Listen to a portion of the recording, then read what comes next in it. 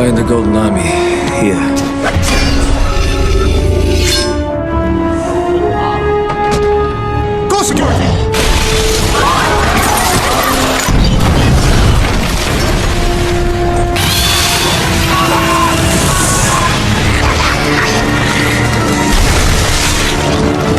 You should be running. Fire is mine. Never, ever, ever!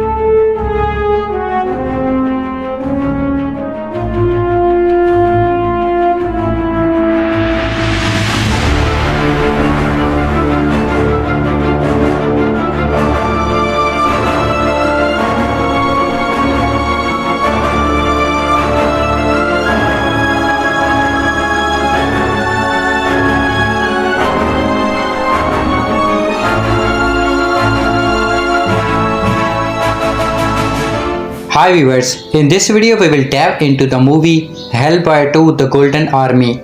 We will discuss the movie story, summarize the plot, and explore the cast and characters. Additionally, we will cover the movie's production details and box office performance. Finally, we will provide a review and share some personal reactions. Let's begin with the movie story. Hellboy II The Golden Army is great, but like the first one, I don't think it's for everyone. The first Hellboy only earned $100 million worldwide, which does not exactly classify it as a pardon the pun monster hit. That's not to say it wasn't great, it was. It's just that the world of Hellboy is an odd combination of demons, humor, action, and creepiness. Oh, and the hero is a demon. Adding to the weird feelings at the start of the film was an animated sequence that gave us a visual of the bedtime story that Hart was telling Hellboy. Although the story consisted of humans, elves, and trolls, the humans were portrayed as featureless wooden dolls. It was very interesting visually, but more than a bit strange. The story basically sets up the premise of the film, in which there was a huge war between men and the elves. The elves were losing, and here the trolls built them a golden, magical army of 7 times 7 soldiers. The soldiers obeyed whoever wore a golden crown and were emotionless killing machines. Eventually, the Elf King removes rumors over all the death that has come by his orders and arranges a truce between the elves and mankind, which has held for many centuries. The Prince of the Elves was never satisfied with this and still lives today in shadow, awaiting the opportunity to once again destroy mankind. He had part of the crown, but it is in 3 pieces and he needs to acquire them all in order to reanimate the Golden Army. When we are reintroduced to our Enterprise heroes Hellboy, Liz, and E.B. Symphony, this time voiced by Doc Jones, the actor behind the makeup, we see the things have progressed by Big H and Liz as far as romantic relationship. But things are not going well. Hellboy is stuck in this bachelor race, and on top of that is desperate for their secret group to become public. Meanwhile, Prince Nuada, played by amazing physicality by Luke Goss, is readying plans to attack the surface world since he is none too happy about having to live below ground. He has a twin sister, Princess Nuala, played with an almost ethereal touch by Anna Wollstone, who feels and suffers whatever pain or injuries he does, and vice versa. She does not believe in what he has planned and escapes, of course, to run into Hellboy and crew. The film is visually stunning, which is what we have come to expect from Guillermo del Toro, and well done. The characters are even more at home with each other than they were in the first film, and I love the introduction of John Cross, the Estophilia entity container within an airlight suit. I could have sworn he has being voiced by Jeremy Irons, but it turns out it was actually Seth MacFarlane doing the voice work. He actually delivered his line perfectly and somehow made an incredibly pompous and anal reflective character likable. Everyone did a great job in the film, and I have to say, when it was funny, it was funny. There was a couple of scenes with the audience, myself included, were laughing our heads off. One of them involved a love-struck Abby Sweeney trying to deal with his newfound emotion and Hellboy trying to relate to him, man to man, or would that to demon to fishman. So that made the scenes that were dark and creepy stand out that much out more in contrast. I would not recommend bringing the little ones to this, as there are some mighty creepy looking creatures in the film, and one scene where a couple of against are eaten alive by a bunch of little critics with lots of teeth. Again, I don't know how this will fly with general audience. Del Toro fans and comic fans book will not doubt eat this up, but for everyone else, I'll be curious to see how it does over the next couple of weeks. That thing is that it was such a schizophrenic film, so badly funny on one side but so dark and unsettling on the other. I think it might play better if the dark side had been revealed in more than a bit. So while the sum of its part isn't perfect, The individual pieces were more quite excellent. If you enjoyed the first film, you will definitely enjoy this one. And if you like dark mixed with comedy, that might be for you as well. And boring date since it's can clinky and laugh out loud, enjoyable moments as well. The perfect that we will probably get that fabulous third and final chapter in Guillermo del Toro's Hellboy trilogy has me genuinely fuming. Like the steam rising out of the mechanized soldier of the Golden Army, Hellboy 2 The Golden Army is fantastic and better than the first film in every way. Del Toro's dark fantasy vision becomes fully realized in this epic sequel, bringing Hellboy's world to vivid, horrifyingly beautiful life that's stunning to look at as its character are to follow. Here, the original of Hellboy are allocated to the first film instead, opting to elevate Hellboy's relationship to Liz, Abby, Manning and newcomer John Cross to act as the core narrative thrust. Hellboy the Golden, I suppose Red Child of the BPRD is back it again. And things are all over the place. The world is safe thanks to his and his teammates' efforts, but he vehemently disliked Tom Manning, the new head of the department after the death of Dr. Broom. The Hellboy The Golden Army came out back in 2008. It was 4 years after the original movie. I reviewed the last movie with some positive feedbacks. I got my wondering why I don't really remember the sequel. I'm sure I watched it, but why would not I remember it? After seeing this movie, I kind of remind why I forget about it. The movie starts off in the past. We have Professor Bloom and a very young Hellboy. Bloom is telling Hellboy a tale about an ancient civilization that had invented the Golden Army. This is some unkillable army that is controlled by whomever wears a special crown. The king at that time didn't like the destructive power of the Golden Army, so he dismantled the crown. The crown had been separated from centuries until this present time. The son of the king who had dismantled the crown wants to gain the power of the Golden Army. He claims that his motivation is that humans have wasted away their lives and ruined the earth. His weird argument is that now that the humans deserve to be disintegrated because of this. I don't even know where he gets these ideas from since his dad is so benevolent. The son's name is Noada and he happens to have a twin sister Noala. They have a really weird relationship with one another. It seems like they are telepathically linked to one another and they feel the same effects as each other. If one of them gets hurt and the other feels the same effects. I understand that they are trying to do some sort of yin and yang relationship with one another. Their interactions with one another is quite awkward as it feels almost incestuous. They seem to be touching and feeling each other very disturbingly.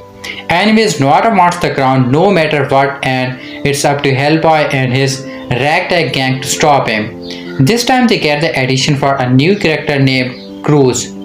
He is this gas-like character that doesn't really add too much to the movie. There are some good things with the movie. I have to say the art direction, just like the previous movie, are jaw-droppingly beautiful. There is meticulous detail in all of the little things in this movie, down that the CGI that they used to help this movie out. The CGI isn't even distracting even though this movie is quite an old movie. All the effects are surprisingly well done and integrated quite nicely in this one. The action sequences are also a huge plus. This was back in the day when you can actually see the movement of each of the characters.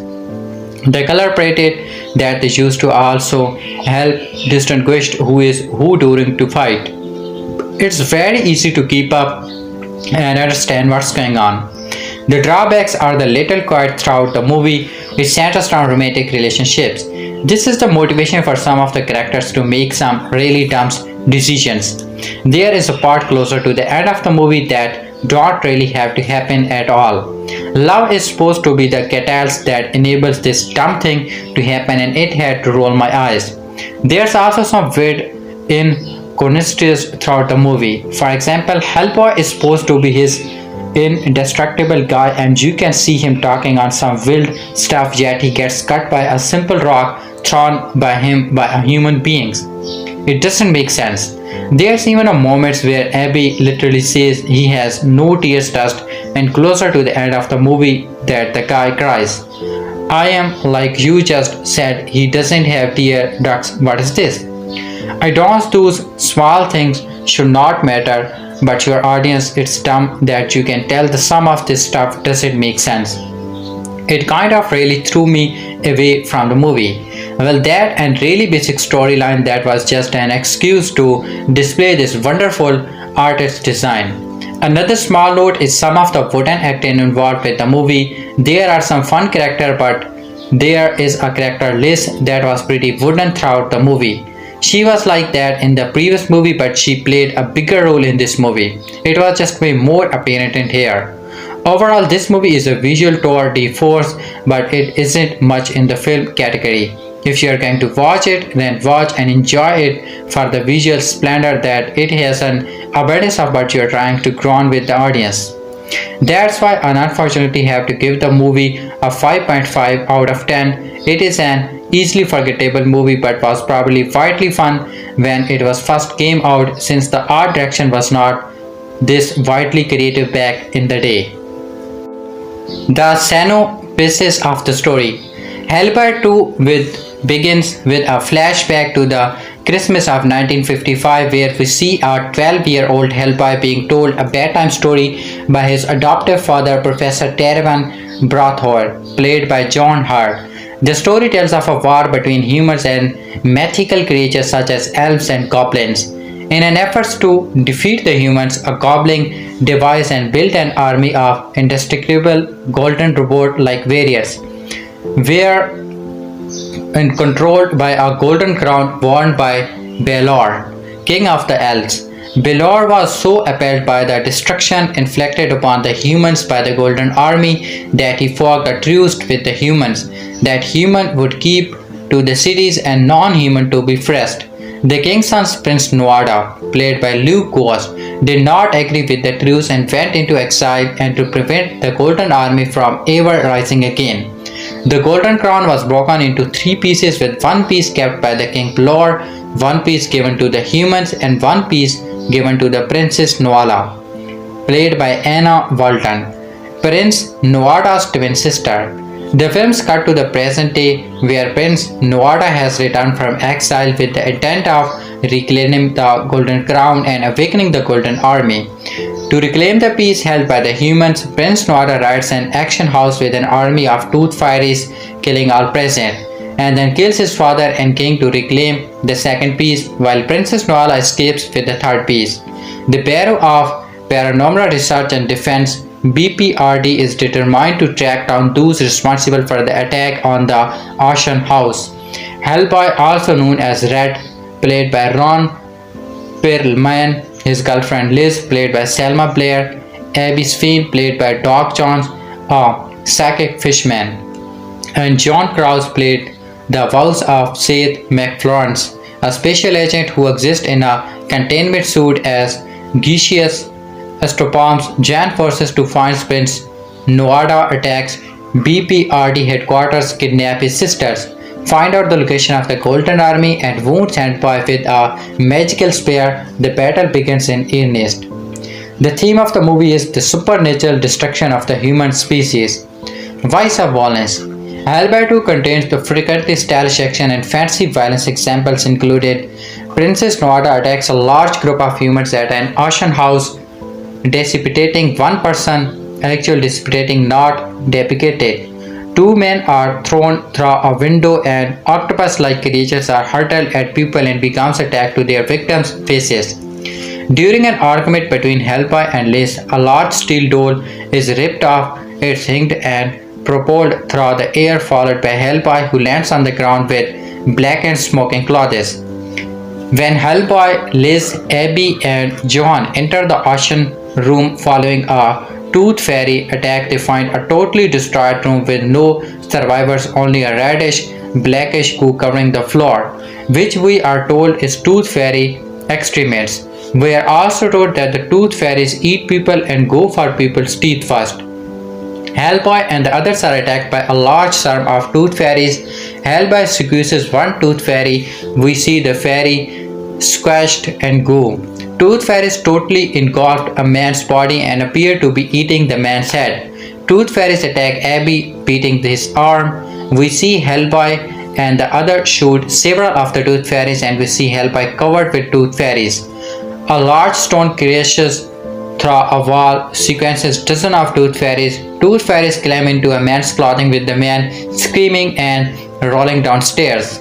Liz uses her pyrokinetic energy powers to create a fire explosion and destroy all the tooth fairies, and simultaneously blows Hellboy through a window, with Hellboy falling a couple of stories to the ground to land on the roof of a police car. When Prince Nuada confronts his father, the king, a fight erupts with Nuada disputating one god. We see some blood splatting and impaling another through the stomach with his sword. He stabs his father through the chest with his sword. We also see a large cave troll, Mr. Wing, who has a metal make replacing his right hand, smashing people over the head. When Hellboy and the team visit the troll market, we image of an old lady with several kittens. We are told that the old lady is really a female troll and that she eats the kitten for food. We see the old lady's mouth change shape as she goes to put a kitten into her mouth, but the lady is disturbed before she can accomplish the task. Hellboy tells the old woman that he will rip her heart out. He punches her in the face, sending her flying through the air. At the troll market, Hellboy interrogates a male troll handling a baby. Hellboy punches the troll, holding the baby in the face. We are told that the troll baby is not a baby but a tumor. When Abby corners Princess Nuala in the troll market, she holds a knife to his throat. Mr. Wink hits Abby over the head with his make hand and then throws Abby through a wall. Mr. Wink's make-like hand ejects from his arm and creepers through the air to smash Hellboy in the face, throwing Hellboy through the air. Hellboy repeatedly punches Mr. Wink in the stomach, and Hellboy and Mr. Wink repeatedly punches each other in the face.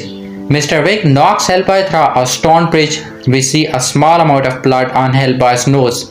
Hellboy continues punching Mr. Wink until Mr. Wink is lying unconscious on the ground. Mr. Wink gets up and ejects his make hound, with propels itself through the air, but instead of the make hand hitting Hellboy, it gets stuck in a giant mulching machine. The machine drags Mr. Wink in, crushing him to death. Prince Nuada lets loose a giant man-eating plant with tentacles that erupts up through the road, sending cars flying in all directions. The creature picks up cars and throws them around the toys. One car is thrown into the path of a helicopter, causing the helicopter to crash and explode in flames. Hellboy saves a baby from a car and then, crying the baby in his tails, scales a building to escape. During one scene inside of BPRD headquarters, we see numerous monster-like creatures wrestling with humans and throwing them around.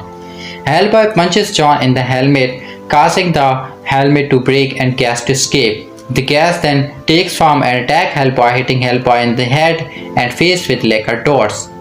We see Prince Nuada wiping blood off his sword, with a number of bodies, BPRD guards, laying dead on the ground him. Prince Nuada cuts his sister's cheek with a sword and holds a spear to Hellboy's throat. Nuada hurls Hellboy through the air, causing Hellboy to crash into furniture. Nuada spears Hellboy in the chest, with the tip of the spear breaking off and remaining in Hellboy's chest. Later, we see Hellboy laying on an examination table with a silver shard of metal protruding from the chest. Hellboy, Liz, Abby, and Johan battle with the dry-like variants of the Golden Army. We see Johan as vapor enter the metal body of one of the Golden Warriors and then pull the metal warriors apart. Hellboy uses an arm from a Golden Warriors as a weapon to smash other warriors. The ground is littered with metal warriors, part with beginning to put themselves back together as the Golden Warrior repairs themselves. In the final battle, Hellboy challenges Princess Nuada to a fight. Throughout the fight, we see numerous high-speed status kicks, punches, jumps, and terrific interviews with lightning quick sword and spear play with many near misses as Noada repeatedly attempts to spare Hellboy. At times, we see Hellboy disappear into the spinning cogs of gigantic machinery only to reappear unhurt from another part of the giant machine. Noada receives a cut to his arm and we see an identical cut spontaneously appear on Noala's arm. After an extended fight, Hellboy managed to restrain Noada by holding a sword blade to his throat. Noada, holding a dagger, moves towards Hellboy in a manner suggesting that he is about to stab Hellboy in the back, but suddenly stops short with shock. We see Princess Noala holding a dagger she has just plunged into her chest. We see a brown stain appearing on the front of Noala's chest. Noala falls to the ground and both Noada and Noala die and turn to stone. Material that must scare or disturb children. Under 5. Hellboy II is full of mythical creatures and beasts specifically designed to have scary appearances. In addition to the above mentioned violent scenes, there are a number of scenes and images in the movie that could scare or disturb children under the age of 5, including the following. Hellboy Red is a demonic red-skinned creature and with two large cut-off horns protruding from his head, a tail and a large fuzz that appears as if it made of the stone. Mr. Wink is a cave troll the size of two men with hair like spikes sticking out all over the back and very large trunks protruding from his lower jaw. Instead of having a right hand, he has a metal smack capable of shooting out like a leashed weapon to strike his enemies. Mr. Winks makes animal-like grunts and growls. The metal variants of the Golden Army appears as giant golden eggs with inert, but when awoken they fold out to resemble a very large Terminator-like droids with bladed arms and a bright internal glows that radiated out from the droid body and face. Both Prince Noada and Princess Noala have an appearances that might scare or disturb younger children. Both have very pale white skin, a little corpse-like and appearances with large dark eyes that have pale yellow animal-like pupils and long straight platinum-colored hair. They both have horizontal scare-like lines running across their face, giving their face a divided, segmented appearances. King Belor had a similar appearances but also has a large antler styled horn coming out of the top of his head. By film's end, we see all three turns to stone and crumble after dying. The film contains images of octopus-like creatures that attack themselves to the faces of human victims with the human running around in terror trying to pull the creature from their face. Abby has greenish blue colorish dark fish-like eyes, gills sputtering from his neck and fins sputtering from the side of arms. In BPRD headquarters, we see images of all manner of monster-like creature. Some resemble claw-like creature with tentacles with mouths full of fangs. Liz is able to cause her body to become engulfed in flames, giving her the appearances of being on fire. The film contains image of tooth fairies who appears initially as small cut crab-like creatures with wings. However, when feeding the tooth fairies like on a much more scary, threatening appearances revealing rows of large razor sharp teeth, they attack their victims as a large group somewhat like a swarm of flying piranhas. John Cross exists in an ectoplastic being contained within a sealed suit. The suit has a glass flashboard-like helmet with sprinkling smoke inside. The helmet has vents on the top which continuously vent gases from the helmet. At one stage, John leaves at containment suit and we see John existing as a ghost-like fog. At times, John uses gaseous tendrils to enter the bodies of others and possess them.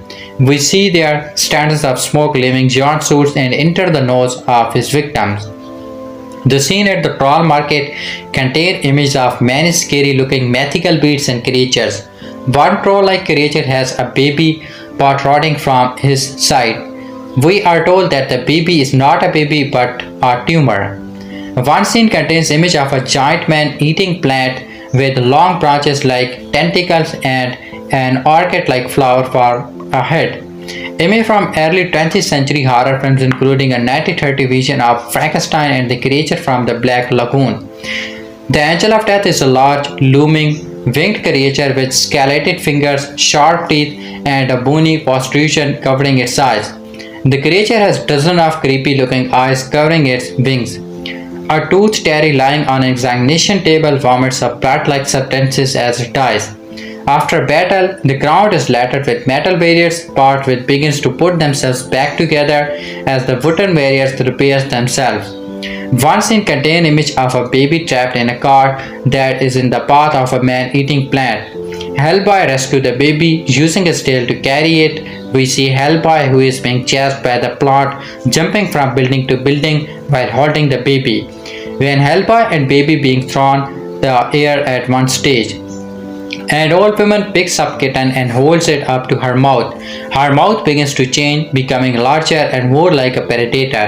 It looks as if the woman is about to eat the kitten. But when interrupted, the old woman's mouth turning to normal and she puts down the kitten. We also saw image of the old lady through special glasses that transforms the old lady's appearance to that of a brutish troll. Aged 5 to 8. Children in this age group are also likely to be disturbed by scenes described above. Aged 8 to 13, children in the age of groups are likely to be disturbed by scenes described here. 13 and over, most children in the age group should be able to cope with the scenes described there. Product replacement. The film contains some product replacement, example here. Red Hellboy is depicted in several scenes drinking and brand name chain beer. Coban cigars are featured in a couple of scenes. Hellboy is depicted eating arm-tamed candy bars in a couple of scenes. Sexual referencement. There are some sexual references in the movie including we hear Abby and Liz talking about Liz being pregnant. We hear Liz telling Hellboy that she is pregnant and later hear Liz tell Hellboy that she is having twins. In 10 years time everyone is going to be seeing the Marvel films were actually quite rubbish. For the most part were not they. This is because they are. I enjoyed the odd one here and there, Guardian of the Galaxy, but for the most part they are bad films. The Avengers have taken the traditionally accepted plot and story arc conventions of filmmaking and torn them up. Why have Oreos taken the can have double stuff? Why have double stuff with and we can have quad stuff? These dark biscuits bits are unconsciously those dark biscuits bite are necessary. Just square the white dream into my mouth for over 3 hours while I gargle with something that might be player but isn't. I recently sparked on Hellboy, the board game. Keep an eye out of the review, at which point I naturally sat down and rewatched Hellboy 2 The Golden Army or the Hellboy 2 doesn't have to squirt cream into my mouth. Treat. On the superficial level there is fun, snapping dialogue here and a series of suitable domestic fight scenes in epic location for Hellboy to smash his way through Red, Blue and Geoffrey Tamer's character after fun and zippy interaction. But Blue there is an interesting and deeply sad plot filled with profound loss and decisions that Hellboy is making that can never be unmade. The story arc of Hellboy is simple yet intelligent and mirrors that of our Betty, both of which are wronged outsiders of immense power that find themselves feeling helpless with events that seems bigger than they are. The bad guy is an elf or race who were screwed over and marginalized by the humans of are now just hanging out to existence on the edge of reality, waiting to fade away. Our Betty Elven Prince wants to unlock an ancient and terrible weapon to turn the tables on the humans and put the elves back on top. His father, the king, and his sister believe that the elves should just accept their fate with good cheers, and yet our prince raked against the dying of the light. Hellboy naturally works to thwart the baddest plan and despite his rough personality shines the bright when the night in the darkest. Throughout there is a nagging feeling that we humans are the real monster. There is a profound sense of sadness when the baddies are defeated as they tend to represent the loss of something that will never come back. There is also the strong suspicion that Hellboy may well be fighting on the wrong side no matter what he does, no matter that he saves babies. We humans are always going to hate him, and what every step takes is Hellboy. He is trapping the balance further and further from the supernatural to the natural and destroying something literally magical. The scene where the bodies unleash a forest god into the New York City in particularly expresses of this. The level of throughout the craft that has turned into the film is quite impressive. This was a new story created just for the film, and as such it works brilliantly on the big screen without having to make weird compromises. Watchmen. The cast of excellent. Guillermo del Toro against work is magical. The film is filled with interesting takes on old tropes, tooth fairies, and weird and wonderful steampunk gizmos. There is no time traveling take places in Hellboy 2. If you kill the last forest god, it is gone, and we all needed to learn to own our choices and decisions. There are no takebacks in real life, and nor should there be in a smart entertainment. The episode of Revisited covering Hellboy 2 The Golden Army was written by Emily Black, edited by Rick Solomon, narrated by Nikki Minter, produced by Tara Nicholas and John Fallon, and executive produced by Berge Gravidian. Following the beloved Hellboy adaptation that was released in 2004 by Guillermo del Toro, fans wanted more. As reviewed on a previous video, that one is excellent, so it was not surprising when the sequel was announced. Thus in 2008, Hellboy 2 The Golden Army was released, and it ruled. Let's start with our rating here, and it's a complicated one for me. It's actually hard to rate it because my reviewer brain, the part of me that is highly cinematically educated, wants to give an 8 out of 10, which isn't bad, but my heart wants to say it cannot be rated on a normal scale. The film is a favorite, like all-time favorite, like put it on it anytime and I'll be happy. It's one of those give me now and shut up. I own all of Del Toro's movies on DVD or Blue except of his Netflix Pichincho because they don't release their films on disc. That is a conversation, or rather a rant for another day and another place. While owning everything Del Toro's available, I still end up reaching for Hellboy 2 and Pacific Rim the most till to this day.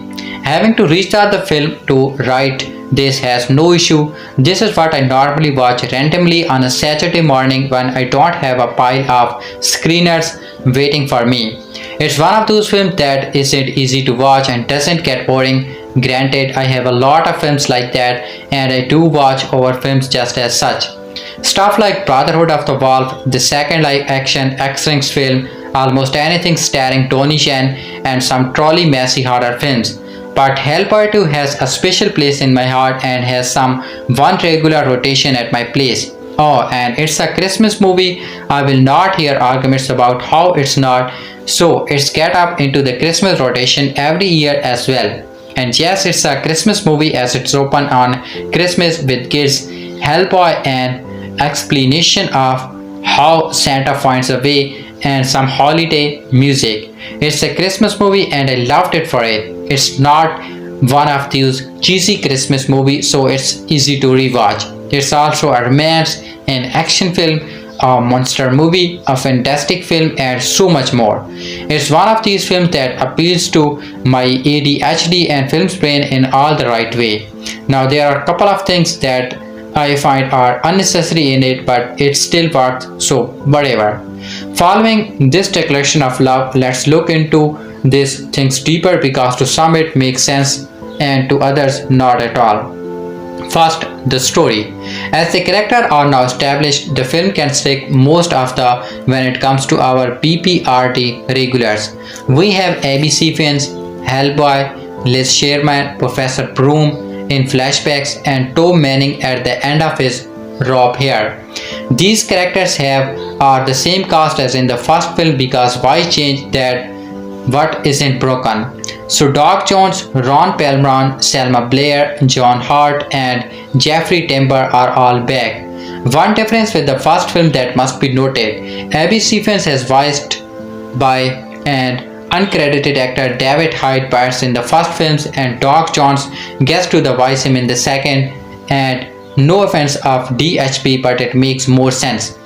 Considering that David Hyde Pierce didn't want to be credited as he considered the performance to be more Doc Jones than this, he would also make sense to think that he most likely was okay with the change to having John's voice himself. Added to the BPRD teams here is one new face, well, not quite a face. John Cross joins our heroes here, and it is a bunch of folk contains in a sort. So that means it's an odd one to cast, but the physical side of the performances went to John Alexander, a man who has made a cheer as being the unseen man. The creature performers often unrecognizable. He was Mighty Joe in the film of the same name. He was the Cowardly Lion and a Wheeler in Return to Oz, a baby gorilla in Babies Out. Mikey is Man in Black, you get the idea. It must be noted that dancer James Dog also credited for the part of John Krause, so some of the physical performances was his. So John Alexander was perfect for the physical part of this and possibly could have voiced the character as well. But Del Toro wanted someone who was very particular about voice acting, someone who could say that one line, you know that one about focus, exactly the way without laughing. So Seth MacFarlane got the part as someone who get bored of Family Guy and his other work. The fact that he is the right choice to me here is almost a miracle. Now, on the other side of the story, we get two princes and prince, both ethereal and powerful, both intriguing with matching names. Princess Nuala is sweet and understated, even with her white blonde hair and yellow-orange eyes. She is so innocent it seems. She is the kind of person perfect for Abby to fall for, and boy does he. The part here went to Anna Walton, who is a horror regular at this point. Genre fans have seen her in The Vampire Diary, Muted Chronicles, The Seasoning House, Soulmates, and Cherry Tree. Non-horror fans have seen her in a bunch of stuff too, but we focused on horror here. Her twin brothers, Prince Nuada, a man hell-bent on gaining power over the human race, who is introduced with a weapons training session to the audience, shared her peculiar looks in a male version. Actor Luke Ross is who Del Toro selected for this part, and one can assume his selection may have to do with how well the director did as villain Nomic in Blade 2. Here we get more of the screen presence, and this character is one of those villains that is the most understandable why they went on the dark side. The character is one that works well within the film and brings a new angle to the battle of BPRD gets to fight. For those music and introduction, Goss was a musical before becoming an actor, and this did this transaction into acting by way of the West End in London. If this performance as Nomic is not enough to sell you here before seeing Hellboy II, his work as the creature in the 2004 Frankenstein miniseries should be checked out. Outside of a few true genre pieces, he is mostly known for his mind-rage action films, rounding out the cast and coming back from the first film in monster actor Brian Steele, who gets multiple parts as Wink, Crony and Spice Shop Troll among others. His online credit for the film is these three and the mysterious ... after them. Digging deeper, the mystery is the Brit Cleaner, and the other character he has played here are Cathedral and Fragrant Womp. Once again, Del Toro brought in monster actors, people not afraid to wear full makeup or even rubber suits, or it helps a creature, a universe where the characters, human, hominid, or otherwise all are present at the same time in scenes, keeping the need of the CGI to a minimum. These folks were all creatures chosen by Del Toro and the casting team, bringing together a cast that works so well together. Even when they are against each other, this is how you can cast a film. You go for people who can do the work needed for the part, and people will give you exactly what your visions calls for. Of course, the majority of the main cast is returning from the first film, but come on, with those folks available and how their performances were in the first film, there was no reason to switch them for someone else. The cast here is basically perfect, from Hellboy to the Candy Lady. It's a tough job to get a cast this good in one place and have them work this well in heavy effect makeup and crazy costume and setting. Here it's done beautifully well. That being said, the film here has ton of special effect, and the fact that is a good lot of them is done with practical effects help the film age more gracefully. Going through all the credit of the special effect would make take forever, but to give a good idea of how seriously Del Toro takes creating monsters and bringing them to the screen. The haircut chit set as key artist and spectacle motion for most of the practical creation. Of course, a bundle of another makeup effect artist and other were involved here, and their work needs to be recognized because it is just simply amazing. These teams put together for this film is simply on top of their game and made the film's $85 million USD worth its expenses. This is a film that has every last time on the screen, and the practical effects are testamental to that. Now there are some visual effects CGI here, and well, beside as I might be, they have aged rather well. The best example here might be the bean that goes jumping around the find water to then turns into a giant tree becomes that puts the city under threat that Hellboy and the gang must face and unfortunately eliminate. The character is still stunning to look at. Just beautifully designed and rendered. The CGI team is also huge here, and they did great with the technology available at the time. This is one of those good examples of CGI that has aged graphically at least for now, and that is something that will require revisiting in a few years as the computer graphics are growing and evolving by leaps and bounds lately. All of this is to get us to the work of Guillermo del Toro himself.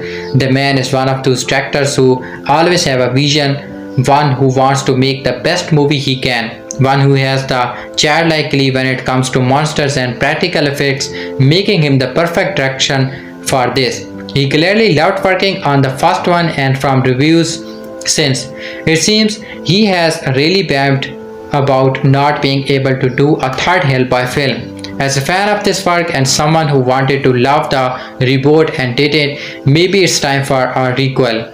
You know, a sequel reboot where the film goes back to Del Toro and allow him to choose most of his original team for the cast and crew to try and create magic again. Of course, once again, Mike Mignola works would be given life on screen in that way that it should be. Mignola has said in an interview that his involvement with the Del Toro films well existed, while for the reboot it was talked about, but he was minimally involved. Get Del Toro and Mignola together again for one last hurrah, something fans have been wanting since the release of Hellboy 2. Let them create a story as strong as the one here or the one in the first film. Let them calibrate properly again. As for me, I love the story of the Golden Army. The film and script given the twins something more than just being monsters or evil. They have a way of life that is in a danger of disappearing. They have different ways of going about dealing with that, and it leads to a destruction. The film has a great balance on that front. The BPRD is evolving and characters are aging, helping them make more human. Abby gets a love interest he gets to feel like without having to feel through someone else. Liz is pregnant and it messes with her, something that both works and doesn't, as it feel like a ploy at times to help bring Hellboy back at the end. Hellboy needs to evolve and grow up, become an adultier adult, become a being that could be a dad. In that sense, the pregnancy is a great way to push that aspects. But given that his father has died, the pregnancy seems like just an extra thing to push the character to the inevitable growing up and maturing. Having more Abby involvement makes the films better, I think, and having the characters have more than introductions here. Having them have human sides, emotions more than in the first film, where just they have emotions, but it's not as deep and it doesn't feel like the stakes are as high for some reasons, and maybe that reason is love. Yeah, cheesy, I know, but everyone needs a bit of romance sometimes.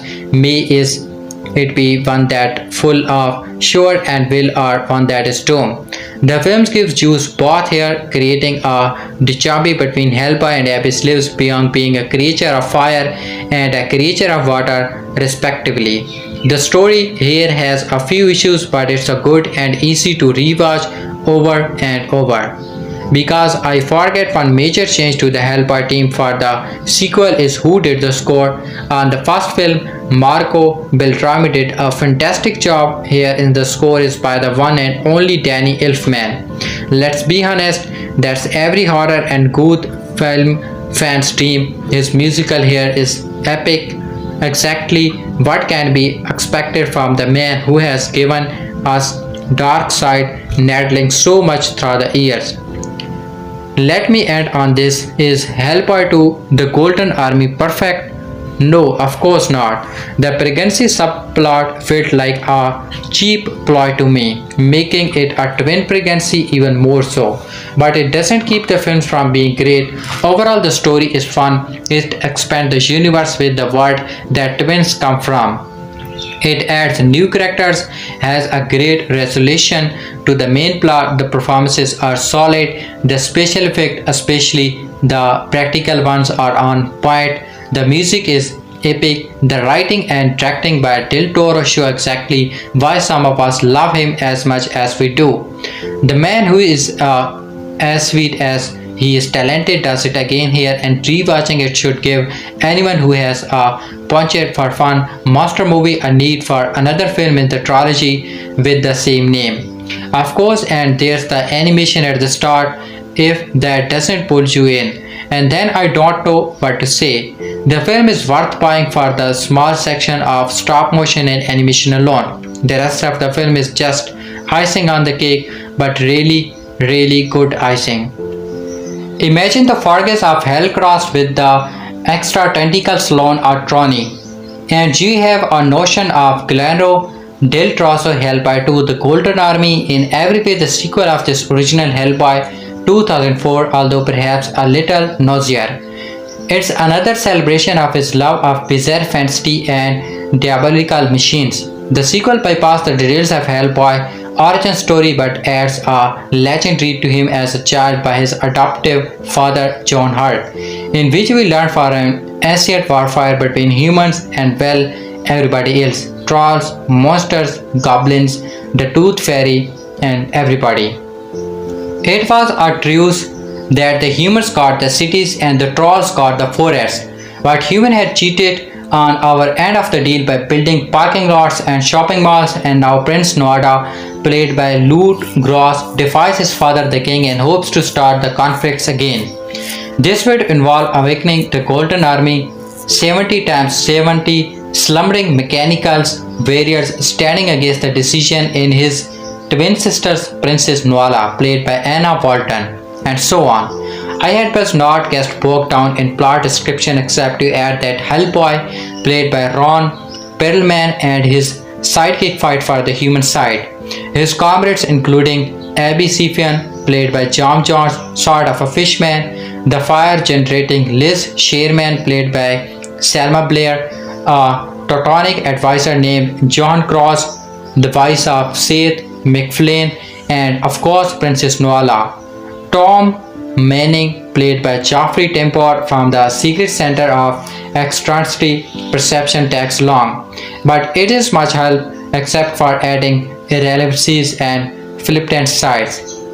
Now that we have most of the characters on tag, let me describe the sides, which are almost all created by CGI, of course, but how else?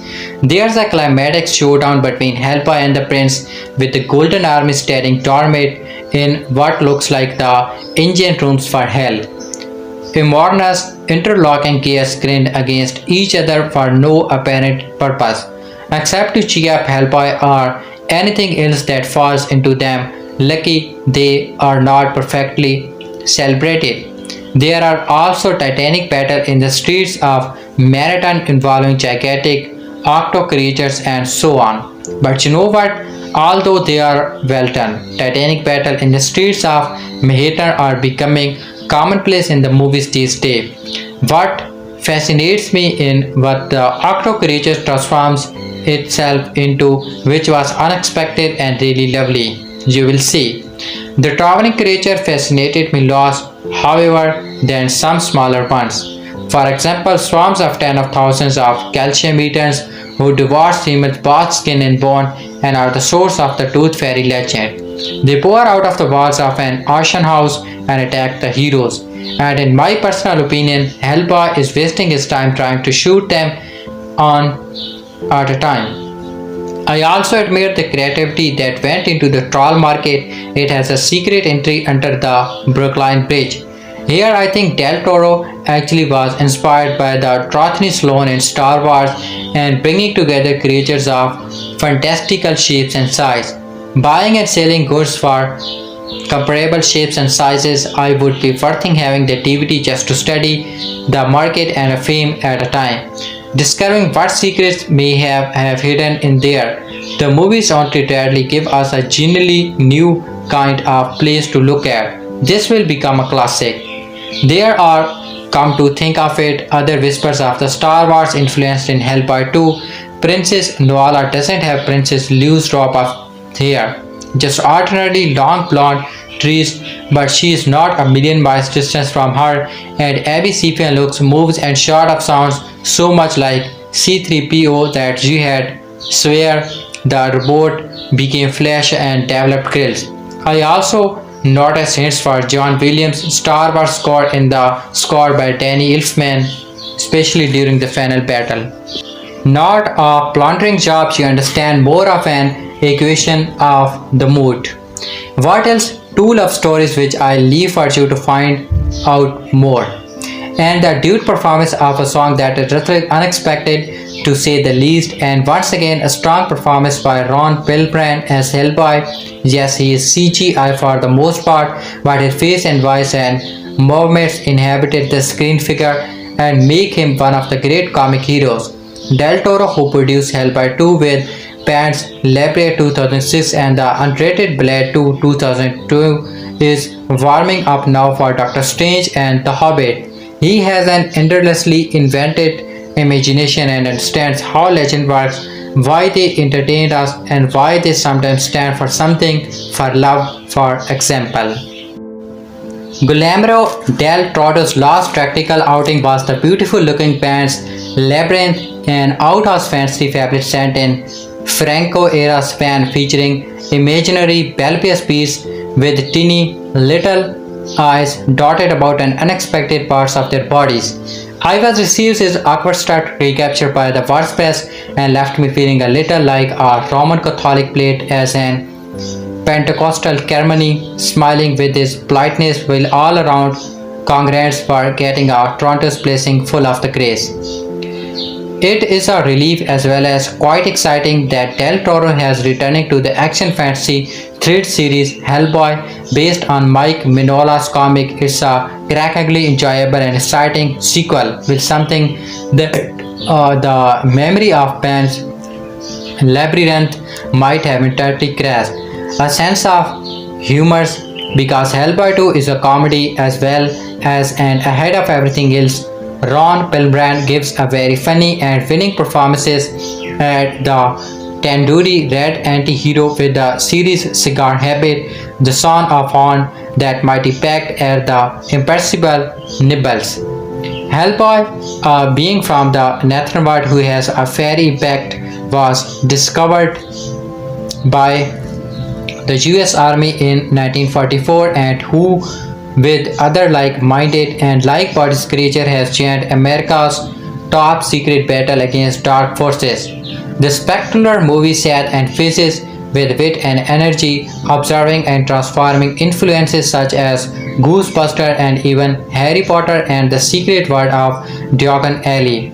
At this obviously mature age, Hellboy is incredibly entitled to upgrade his name to an adult taver, but has decided against this, perhaps because of unfortunate association with mayonnaise. Hellboy is still working for the government. He is a maverick and beer and tobacco enthusiast, just about tolerated by his upside boss Tom Manning, played by Jeffrey Tambor. He is very much together with his girlfriend, the paramagician who practically burst into flames. Liz Shamron, played by Selma Blair. This relationship had a Beauty and the Beast previously in the first film, but now strains are showing and the public and the media are not impressed when they discover that this widow couple is on the public payroll.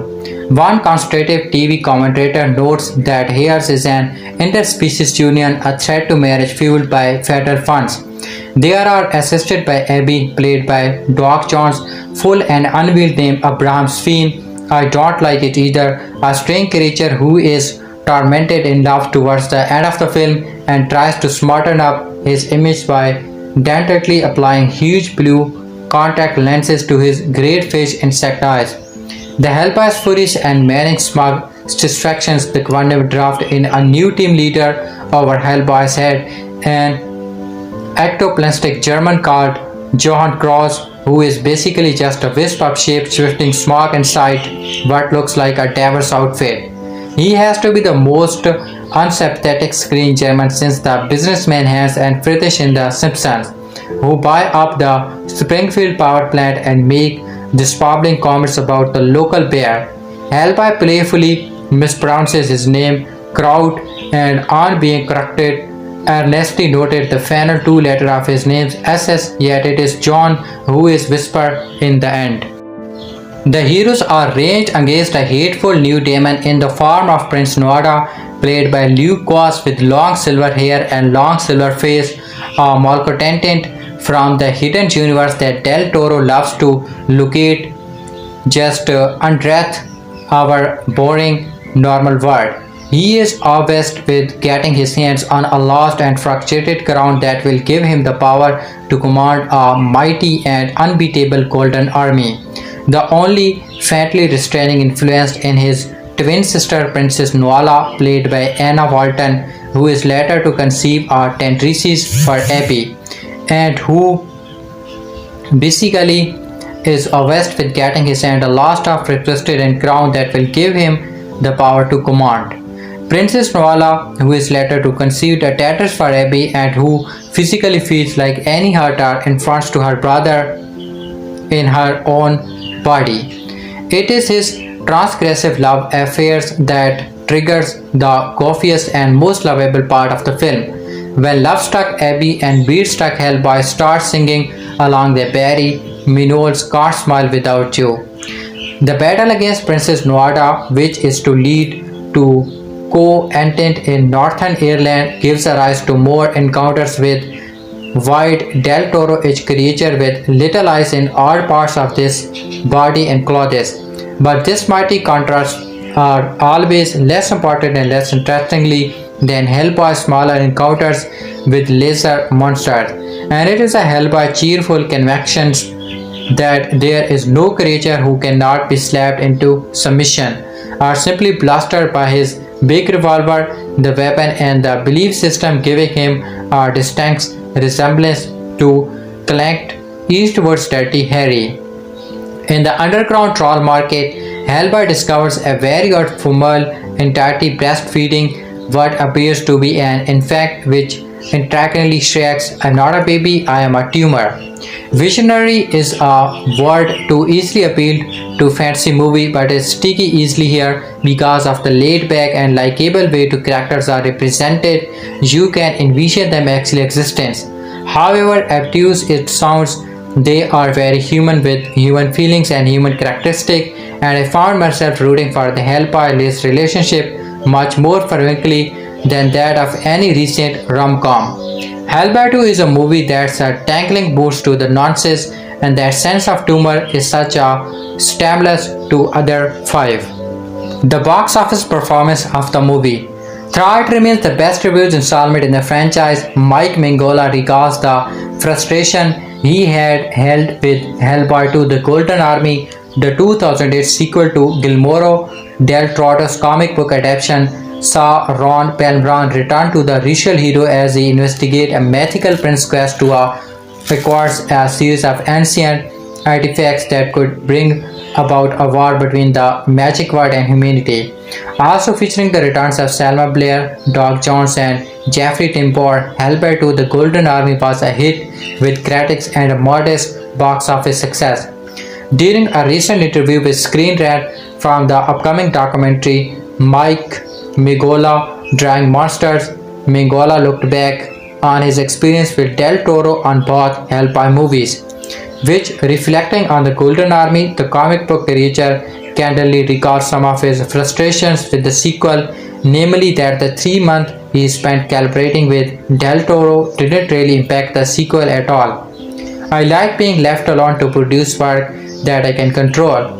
The experience I had on the second movie, I spent 3 months working on that film and it didn't really impact that film very much at all. I came off of that and I was really unhappy with the second movie. That's my own problem. I have no good perspective on the film. I just had my problem with the film and coming off the film. I remember thinking, man, if I had spent 3 more months that I did in pre-production in my studio, I would have produced a comic or two that would be exactly what I wanted them to be. Mignola would go on to explain that he had an enjoyable time working on the first Hellboy movie with Del Toro and it was all new to him in figuring out how to translate this material on the screen. He would conclude, however, that this and Del Toro's relationship survives in spite of these issues. The first movie I have no problem with because that was exciting and an adventure, and that was all new. Figuring out how to make a Hellboy movie that was all exciting, the second movie was a very different experience. I have made my peace with it, but for a while there I was graduating the time I spent on it, but our relationship survived, so that's nice. The Hellboy 2 The Golden Army compares to the rest of the franchise. At first glance, Hellboy 2 The Golden Army performances would seem like a genuine hit for Del Toro and co, with the 2008 sequel having just about double its production budget at the box office. That said, Del Toro has indicated in the past that both Hellboy movies only had a small margin of profit from their theatrical run before going on to find bigger success on DVD. This has generally been talked up to being the biggest hurdle for Del Toro's Hellboy 3, the studio reluctant to spend upward for $100 million to produce a follow-up. Even still, Hellboy 2 The Golden Army remains the most successful installment of the entire franchise. Del Toro's first movie was a modest enough success to warrant the green lighting of the 2008 sequel. Through David Harbour's 2019 Hellboy reboot was widely panned by critics and deems a box office dump, grossing only $55 million against its $50 production budget, resulting in the development for a second reboot. See how the first three Hellboy movies compared on Rotten Tomatoes at the box office below. The first Hellboy 2004 has Rotten Tomato character score is 80% and Rotten Tomatoes audience score is 66%, with the box office of $99.8 million. Hellboy 2 The Golden Army is 86% RT critic scores and Rotten Tomatoes audience scores is 71% and the box office is 168% at $3 million. Hellboy 2019 has Rotten Tomatoes is 17% and Rotten Tomatoes audience score is 47% with the box office of $55.1 million. What Mignola comments mean for the future of the Hellboy franchise? Mignola has also indicated that he prefers to be in the world of comic books. His superior prefers to be the world of comic book. Mignola has also indicated that prefer to be in the world of comic books. His superior frustration with the Golden Army and the failure of the 2019 reboot seems to point to Mignola having a closer creative involvement with all future Hellboy adaptations. With the upcoming release of Hellboy The Crocked Man, Mignola actually co-wrote the script with his frequent collaborator Christopher Golden and director Brian Taylor, bringing a far more horror-driven approach to the movie franchise. Mignola has even promised to Screen Rant that the Crocked Man is the most faithful adaptation of his comics yet, expressing his gratitude at the direct translation of some of the eponymous comics panel onto the screen. While the future of the franchise beyond the upcoming reboot will vary on how the movies perform, it will be interesting to see how his experience with Hellboy 2, The Golden Army, both good and bad, influenced by the Crockman and any future instruction of the character. Hellboy 2 $168 million box office disappointed gets candid reflection from creators 16 years later, really unhappy with the movie. Thought it remains the best reviewed installment in the franchise, Mike Mignola recalls the frustration he once held with Hellboy 2 The Golden Army. The 2008 sequel to Guillermo del Toro's comic book adaptation saw Ron Perlman return at the red color here as he investigates a magical prince's quest to claim a series of ancient artifacts that could bring about a war between the magic world and humanity. Also featuring the return of Selma Blair, Doc Jones and Jeffrey Tambor, Hellboy 2 The Golden Army was a hit with critics and a modest box office success. During a recent interview with Screen Rant for the upcoming documentary Mike Mignola Drawing Monsters, Mignola looked back on his experience and Del Toro on both Hellboy movies. While reflecting on The Golden Army, the comic book creator candidly recalled some of his frustration with the sequel, namely that the 3 months he spent collaborating with Del Toro didn't really impact the sequel at all. I like being left alone to produce work and I can control. The experience I had on the second movie, I spent 3 months working on that film and it didn't really impact that film very much at all. I came off of that, I was really unhappy with the second movie, that's my own problem. I have no good perspective on the film, I just had my problem with the film and coming off that film. I remember thinking, man, if I had spent those 3 months that I did in pre-production in my studio, I would have produced a comic or two that would be exactly what I wanted them to be. Mignola would go on to explain that he had an enjoyable time working on the first Hellboy movie that failed Del Toro. An unrated $170 million 2008 comic book movie is streaming on May 1 and you should watch it before the reboot. Hellboy 2 The Golden Army is coming to streaming in 2024, coming up new prospective viewers to the $170 comic book movie. While the primary focus of the comic book direction has historically always been on DC and Marvel's main superhero roster, there are a range of comic books outside of this group that have gendered stellar movies and show a rotation over the years. While this is the best viewed in modern times with popular comic book adaptations like The Boys and Invincible, this is not solely a cutting-edge event. This is made perhaps partly clear by the first adaptation of the much-beloved Hellboy graphic novel series, which is now becoming easier to watch than ever before with an upcoming 2024 release. Hellboy The Golden Army is available on Max in May. Hellboy 2 The Golden Army hits Max streaming catalog on May 1, 2024, 16 years after it first released on August 20, 2008. The second release in Guillermo del Toro's Hellboy series and its final release after a prospective third movie. Hellboy 3 Dark Wars was cancelled in 2014 due to funding difficulties. Hellboy 2 The Golden Army sees its demonic protagonist face off against magical forces that are amazing to destroy humanity. While Del Toro's Hellboy series isn't totally comic accurate, its irritation, most notably placing Liz Sherman and Hellboy in a romantic relationship, what they never delve into within the comic themselves. It has marked the strongest adaptation of the iconic Dark Horse comic released to date. This is amplified with Hellboy 2 The Golden Army, which further explore the idea of a craftier take on supernatural and magical creature being real and how their history could and would tie into humanity's own. Alongside this came was a delicate blend of action, comedy and character development that make the eccentric Hellboy cast some of the most endearing comic book figures in the genre history. This is helped by the movie series' stellar cast, which includes the likes of Ron Perlman as the radical hero and John Hurt as Hellboy's father. Hellboy's second reboot in the works.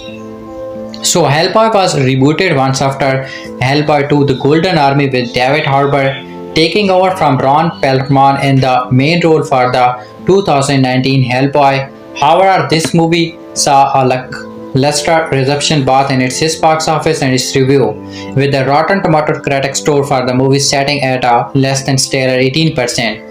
As such, in the following year, the franchise becomes set up for a new report with the February 2023 announcement revealing the new series would start of the Hellboy the Crocked Man, a title that directly references in an iconic Hellboy comic storyline, with a new report set to reignite interest in the franchise and its unique redemption of creatures and folktale creatures. The time to watch Hellboy 2 The Golden Army is perhaps later than ever, allowing viewers to get into the swing of the world before its cinematic rebirth. Hellboy 2 The Angel of Death's apocalyptic prediction explained. Here's the hellish prediction made by the Angel of Death in the Hellboy 2 The Golden Army. The Hellboy comics were created by Mike Mignola, and director Guillermo del Toro became such a fan that he dreamed of making a movie adaptation. The project spent years in development, and it was only after the success of Del Toro's Blade 2 and he got his chance. While the studio wanted Vin Diesel for the title role, Del Toro stuck to his guns and insisted only Ron Perlman could do it. The actor was eventually cast and made a perfect big red, and the resulting 2004 movie was a fun, pulpy adventure. While it was not a blockbuster smash, it did a bust business on DVD, which convinces Universal to pick up the bill for Hellboy 2 The Golden Army.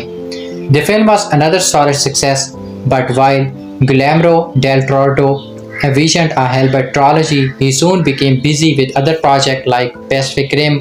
His vision for Hellboy 3 was also an expensive one, and given the modest return of the previous movies, no studios were willing to finance it. The franchise was later rebooted with 2019's R-rated Hellboy, which Stranger Things David Harbour. This Niels Marshall directed adventure was met the mixed reactions and underperformed financially. Given that the Hellboy reboot failed to recap its production budget, a follow-up is incredible. Unlike Guillermo del Toro's Hellboy 2 found Red, Abby and Liz, played by Selma Blair, facing off against Luke Ross, Prince Noida, who leads an uprising on behalf of the repressed magical creature of the worlds against humanity, and he wants to awaken the lateral army of unkillable rewards. During a battle with Noida, Hellboy is stabbed by his spear, which breaks off a sharp that will eventually kill him. The third act of Hellboy 2 sees the gang travel to Northern Ireland, where the dormant Golden Army is located in the underground city of Pathmora.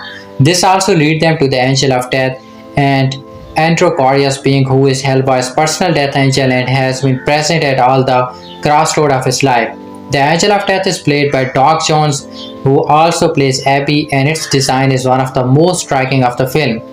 The angel has no eyes on its face, and instead eyes cover its wing. With Hellboy close to death, it's up to Liz to talk to Angel. It explains that while it can save Red, it's his destiny to eventually bring about the end of the world. If he dies now, this will be prevented, but if he lives, he will bring the apocalypse and Liz will suffer more than anyone. Even with the dire prediction, she chooses to save him, and the Angel of Death reveals the spear sharp has already been removed. Hellboy 2 The Golden Army ends with the Golden Army and Noida defeated and Riz revealing to Red she is expecting to win. While this should be happy news, it's a little ominous considering this eventual destiny. Full cast and crew of the movie The Hellboy 2 The Golden Army 2008. The movie is directed by Guillermo del Toro. Writing credit goes to Guillermo del Toro, screenplay, and the story credit goes to Guillermo del Toro and Mike Mignola. Mike Mignola comic book. Cast: Ron Perlman as Hellboy, Selma Blair as Liz Sherman, Doc Jones as Abby Cepheian, John Alexander as John Cross, James Todd as John Cross, Seth MacFarlane as John's Vice, Luke Goss as Prince Noida, Anna Walton as Princess Nuala, Jeffrey Tambor as Tom Manning, John Hurt as Professor Broom, Brian Stella as Wink, Andrew Heffler as Agent Flink, Ian Cameras as Agent Steele, Mike Kelly as Agent Mirabel, Jeremy Zimmerman as Auctioneer, Zatiso Segura as Distinguished Buyer, Roy Doctrice as Kim Billor, Ethan Cook as Two-Headed Shop Owner, Gina McFord as Bag Lady, Mort Stripe as Young Hellboy, French Alec as Fat Slob, Alex McSweeney as Policeman, Justin Pear as Policeman, Matthew Olila as Lim Windor, Jamie Wilson as Cat Windor, Slive Lavalin as Tadpole Windor, Brian Hearing as Silkart or Fish Windor, Palma Pastos as Mummy Windor, Jimmy Camel as Jimmy Camel, Tim Flavin as Newscaster. Rest of cast listed alphabetically. Guillermo del Toro as Creature Vocal, Tim Larson as Street Thug, Julia Pepper as Reporter. The film is produced by Lawrence Jordan as producer, Loliart Levish as producer, Mike Mignola as co-executive producer, Mike Richardson as producer, John Swallow as co-producer, Chris Symes as executive producer. Music by Danny Elfman. Cinematography by Guillermo Navarro, Director of Photography. Editing by Bernard Wimplana. Casting by Zizot Kosatak, Jeremy Zimmerman. Production design by Stephen Scott. Art direction by Anthony Karen Dillion. Poster franchise John Frankish, Paul Lockyer, Cassava Stark, Mark Swain, Judith Verga. Set decoration by Eli Griff, Zisoza Mihalik, Harry Savick. Costume design by Sammy Swilton. Makeup department Rose Abry as special makeup effect artist, Orso Bela as special makeup effect artist, Lisa as special makeup effect artist, Casilla Black as special makeup effect artist, Zandra Piro as hairstylish, Ita as prosthetic, Caris Leons as special effect teeth, Cass McClure as forex technician. Production management Joe Byrne as unit production manager, Felikian Christies as assistant unit manager, Christesian Kartai as assistant production manager, Chris Peterson as production manager from Ireland, Miguel Angel Poveda as post-production supervisor, Mckay Slanger as post-production supervisor, Alessio Spinley as assistant production manager, Gabor Jazi as unit manager, Ben Welsh as production supervisor, second unit director or assistant director, Matthew Baker as second assistant director, Kristina Parkosi as assistant director, Rob Vargas as second assistant director, Vector Acri as third assistant director, Anna Piroska Grape as assistant director runner, Julia Hargitry as assistant director runner, Thomas Lucas was as third assistant director, Matthew Sharp as second assistant director, Nick Starr as third assistant director. Art department Ted Ambrose as draftsman, Pablo Angels as concept artist, Tamia Antal as assistant set decorator, Philip Babbage as head plasterer, Danish Pell as model maker, Esteban Block as buyer, Catherine Brandy as art department coordinator, Wendy Brawl as visual designer, Gabe Barrett as art department assistant, Oliver Kroll as model maker, Jordan Crockett as draftsman, Pal Skizzer as swing gang, Judith Kasich as assistant art director, Gargly Domulki as model maker, Jiroslo Kasich as set builder, Thomas Oderisi as sculptor. Sound department Junior Ultras as ADR recordist, Henry Burnett as Foley editor. Now let's talk about the biography of the main characters shortly. Ronald N. Perlman, born April 13, 1950, is an American actor and voice actor. His credits include the roles of Emmocott in Quest of Fire 1981, Sylvester in The Name of the Rose 1986, Vincent in the television series Beauty and the Beast 1987 to 1990, for which he won a Golden Globe Award. One is The City of the Lost Children 1995, Johar in Alien Destruction 1997, Kolikov in Enemy of the Gates 2001, Hellboy in both Hellboy 2004 and its sequel Hellboy II The Golden Army 2008, Clay Morrow in the television series Sons of Anarchy 2008 to 13, Nino in Drive 2011, and Benedict Trask in the Don't Look Up 2021. As a frequently collaborated of Hellboy director Guillermo del Toro, he has had roles in the Del Toro films Kronos 1993, Blade 2 2002, Pacific Rim 2013, Nightmare Alive 2021, and Pekonki 2022. He also starred in Star Trek Nemesis 2002 and two Stephen King adaptations, Sleepwalkers 1992 and Description 2006.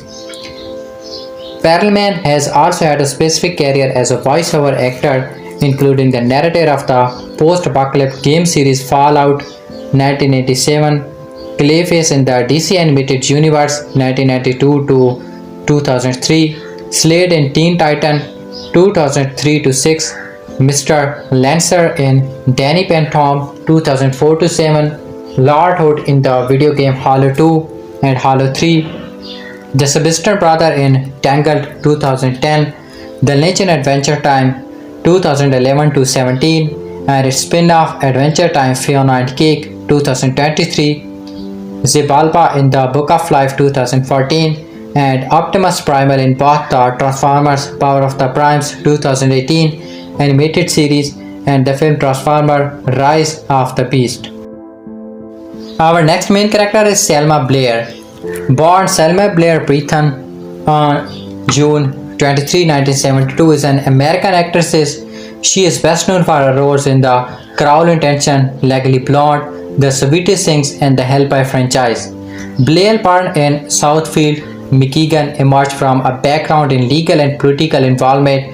Both her parents were lawyers and her father active in the US Democratic Party. Blair's upbringing was predominantly Jewish. She initially pursued photography at Kalamazoo College before moving to New York to become involved in the arts, graduating from the University of Michigan. Blair's early career was marked by numerous auditions to land her first role in the television and film, with her breakthrough in Cruel Intention and subsequent mainstream success in projects like Legally Blonde and Hellboy. Blair's personal life included her marriage to Emma Zipa and subsequent relationship and motherhood. Her healthy journey became public with her multiple sclerosis MS diagnosis in 2018, an experience she was openly shared, contributing to her advocacy work. In 2021, Blair started in introducing Selma Blair, a documentary about her life since being diagnosed with MS. Her autobiography, Mean Baby, a memoir of growing up, was published by Noof in 2022. Luke Goss. Luke Demon Goss, born 29 September 1968, is an English actor and drummer of the 1980s band Bros. He has appeared in the numerous films including Blade 2 2002 as Ferdinand, One Night with the King 2006, and King Xerxes, Hellboy II, The Golden Army 2008 as Prince Noada, Taken 2009 as Steve Fox, Interview with the Hitman 2012 as Victor, and Trafficking 2018 as Red. Goss, along with twin brothers Matt Cross, started his career with the 1980s boy band Bros. In total, he has charted with 13 hit singles in the UK. When Bros broke in the early 90s, Goss worked with the brand of Thieves, where he releases two singles, Sweeter then the Midnight Rain, and Give Me One More Chance. He then releases LIFE under the band's name change, Thieves Like Us due to change in line. His autobiography, I Owe You Nothing, was a top 10 seller and he went on to the 3 subsequent printing. The next one is Anna Walton. The Anna Walton, born 18 December 1980, is an English actress known for her role in Vampire Diary, Mutant Chronicles, and the compassionate Princess Noala in Hellboy II: The Golden Army.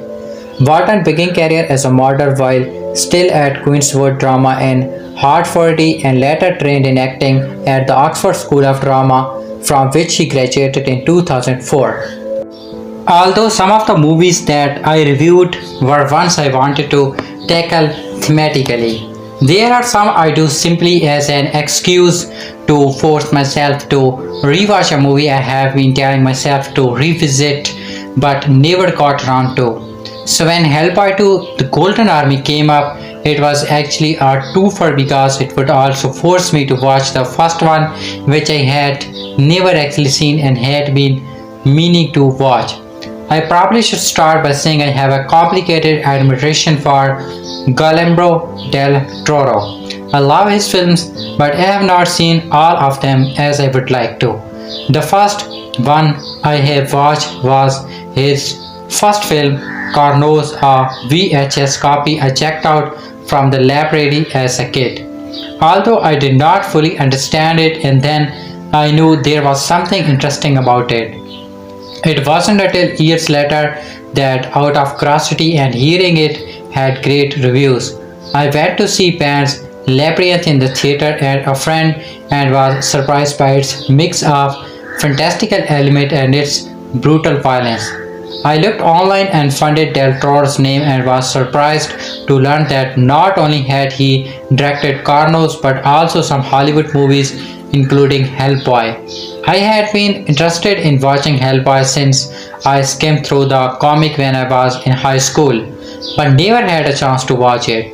When the second movies came out, I thought this was my chance to watch the original, but I instead ended up going straight to Hellboy 2 and leaving the first unwatched until now. But before getting into any impression of the first film, I should actually do the review for the movie I have supposed to do, Hellboy 2: The Golden Army. I was initially surprised by how much I had forgotten from the film.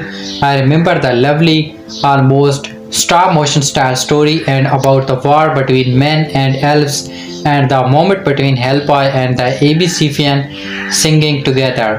There were some parts that I was reminding of during the rewatch, like King Plot turning to alabaster after dying and that awkward comedic reveal at the end. More on that later.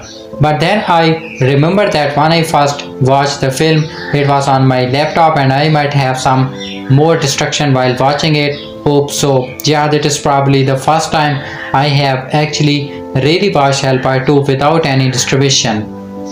Overall, I enjoyed this film. I like how it's able to shift tonally from Christian and mystical image of the first film to a more mythic Falkland style in this one. The characters are fun and feel more of an ensemble. The story was a new work, not based on an existing story in a comics, but a collaboration between Del Toro and Mike Mignola, the creator of Hellboy. Still my favorite part, both in my favorite viewing, and this was the moment I mentioned earlier where, drunk and in different stages of love, both Hellboy and AB Stephen sing Barry Minol's Can't Smile Without You, probably because I am more of a sucker of small, intimate scene than the big spectacle. The character and creature design are interesting, including the Tambor baby, which reminded me a little of Quato from Total Recall. But the film is not without its problem. A main one is that, as great as the characters are, some of them that should be vital to the plot are not shown enough, and there is not enough between cartoon characters to develop their relationship better. A good example is Bait Sifian, where there are not enough moments between him and Princess Noala to show how he can justify being willing to sacrifice the world for her. Another is the interaction between Hellboy and Prince Noada. Not in the fight, but when Noda is making the argument that Hellboy should be on his side with the other supernatural beings and not on the side of humanity that fear and destruct him. There's the relationship between Hellboy and Liz Sherman, which we get a good amount of time with, but we hardly see much of Liz's side effects for a couple of quick moments, so she ends up being portrayed more like the stereotypical grumbling girlfriend. So I admit this is the personal because I am a big fan. I would have loved to see how much more John Hurt if we had just a few more moments with these characters to allow them to breathe and be a little more well-rounded. This would be a better film. But instead, we get more of the antagonism between Hellboy and Tom Manning, which was already addressed and should have been mostly resolved in the first film. As well as more time with characters, it would have been fun to visit more of the fantastical locations. Guillermo del Toro is great in creating incredible visuals like the troll market and the underground layer that housed the Golden Army that I wanted to see more of them. It was this and Pan's Labyrinth that I initially made and excited for the live action The Hobbit before I was crushed to find out that eventually had to plot out the project. Then there is the scene with the Angel of Death. I like the scene a lot, especially the design of Death, but it feels awkwardly inserted of two reasons. One is how on their journey to find and stop Prince Noda, they just happen to meet the being that can save the Hellboy from dying in the same general place as the Golden Army. Second, it felt like an obvious setup for what would have been the third movie. It almost felt like the couple of clumsy gestically setups in Batman vs Superman Dawn of Justice. However, I do like how this scene and how it shows Liz's love for Hellboy and wanting to save his life, despite how it would eventually lead to the end of the world, parallels with the some decisions Abby makes moments later. And then here's that reveals at the end of the film when Hellboy is surprised to find out that not going to have one but two babies. Now I don't mind a good comedy, but ending in that film that there's something that irritates me about how it was done here. It feels like an end-to-end episode of a sitcom, like it was waiting for a loud track over Hellboy's shocked face. So there's the thing, I have now watched the original Hellboy, and although it has a slightly tighter story structure and there is more focus on some of the character relationship and it has more John Hurt, I still kind of prefer that the second film. One of the reasons is that I am personally not that invested in the whole Nazi search for grand phenomenal advantage to win the war world conquest trope. I have my fill of that entertainment from Indiana Jones, and having this portion on top of that just makes it feel doubly ridiculous to me. The second film, on the other hand, is one of the favorite things. So, the playing around of the supervision of the archetypes of fairy tales. The other thing is that the special effect of the first film did not age well. Although the Golden Army had its own CGI, I scores the Oconee Valley baby that Hellboy is juggling is almost as creepy as that one in Twilight.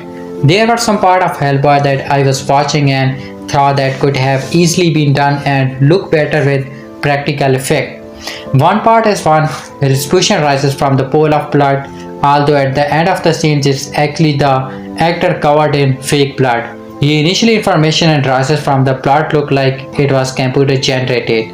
The worst one was the eyes of Carl Robert Cornyn, where I just looked like someone occupied and pasted GIFs over his face.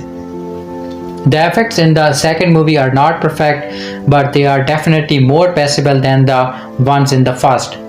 Widening the decisions, the Hellboy franchise fits with some of Del Toro's other films, at least that ones I have seen.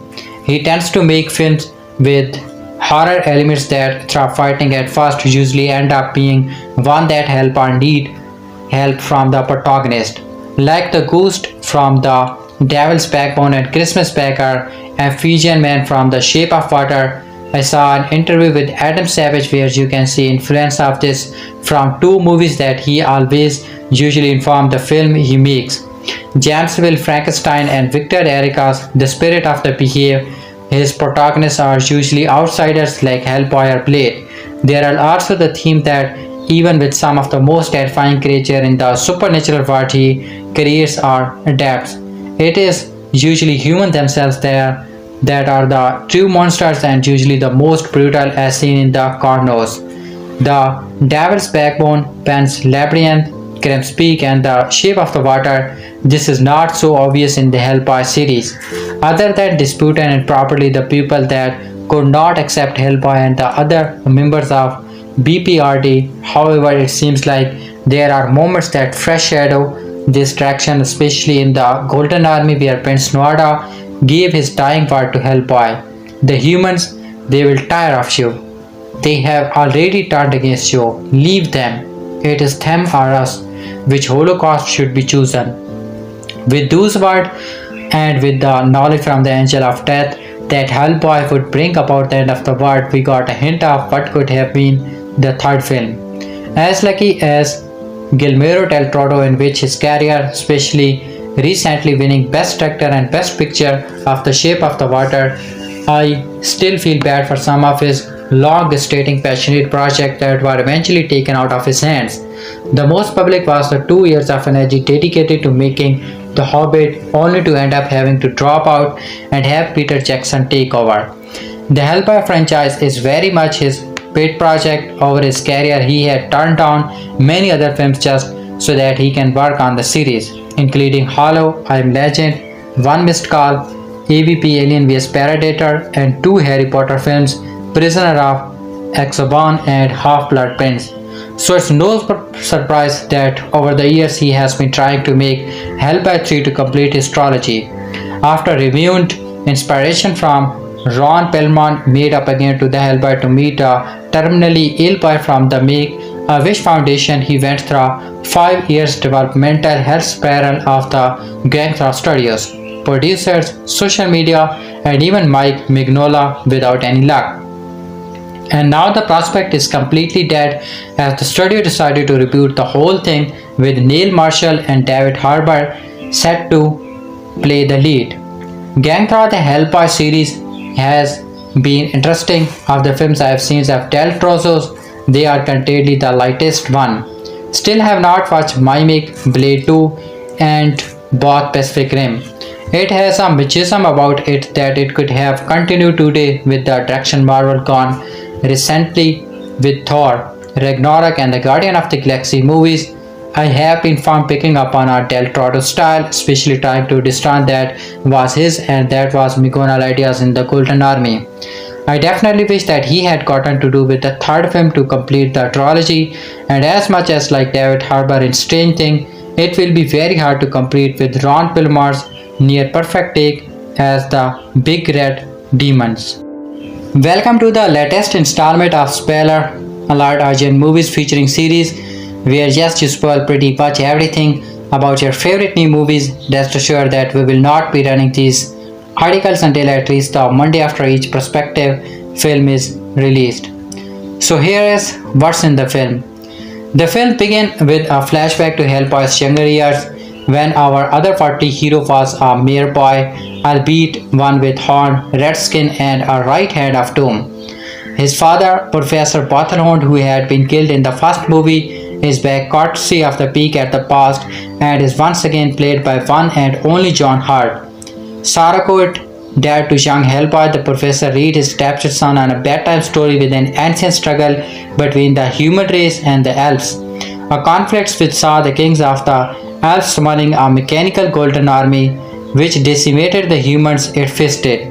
The king, regretting these actions, decided finally to set a truce with these former enemies, hence establishing a balance between the human world and the more magical that has lasted for millennia since. This tale is rather magical itself as presented by director Del Toro.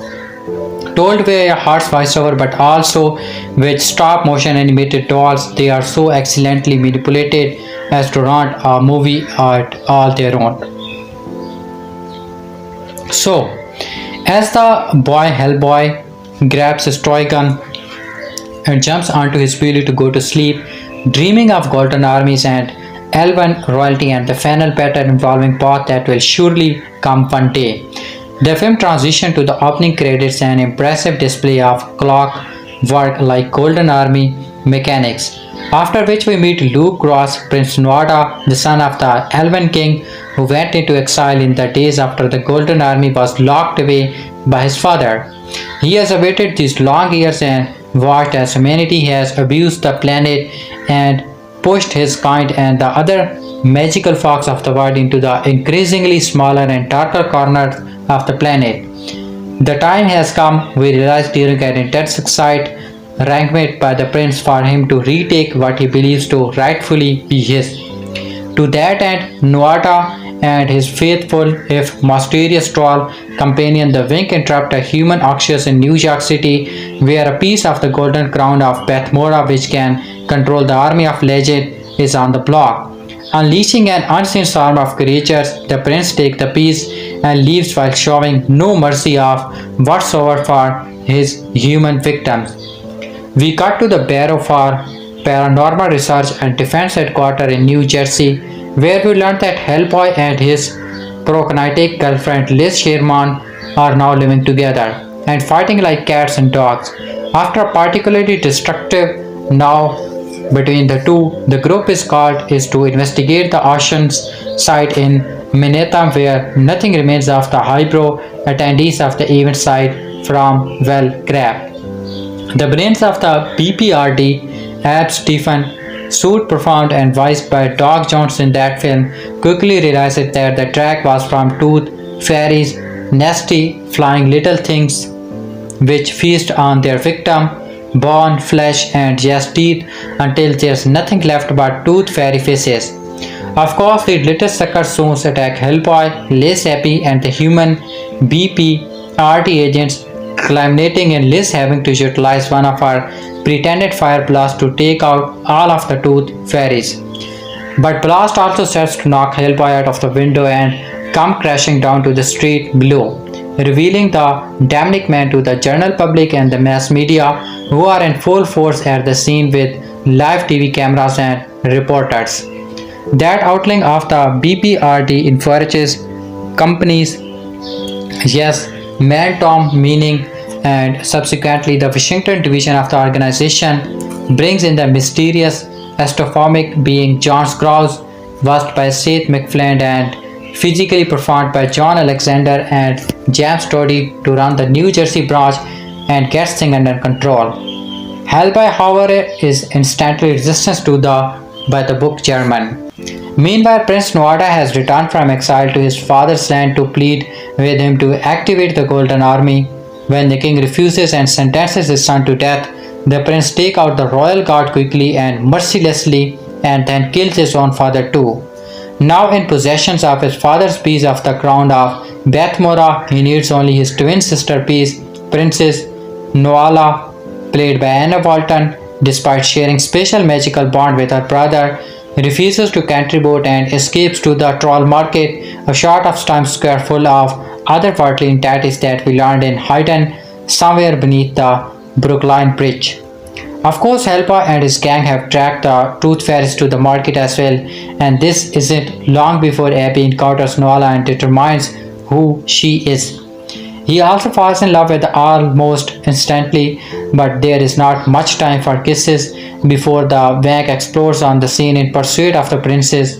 Hellboy smashes the Wink's mechanical hand and Hadley defeats the henchman, only to then have to battle an timorous electrical creature while being taunted about how the hero and the elemental are much alike, feared and hated by the human world. Hellboy kills the elemental and saves a human infant, but the prince world have left their mark on him as he finds himself wondering if it's all worth it. The group offers Noala amnesty at their headquarters. She warns that because of their bond, her brother can find her no matter where she hides, and sure enough, Nuada soon finds his way to the BPRD compound. But not before Hellboy and Annie squeeze in a drunken recreation of Paris Minbo cannot smile without you as they notch their busted up loves. When not arrive, Hellboy faces the Elven Prince but is quickly dispatched, not so much by the villain's superior swordsmanship, by the knowledge of if he harms the prince he will, because of the pair's strange connection, also harm the princess.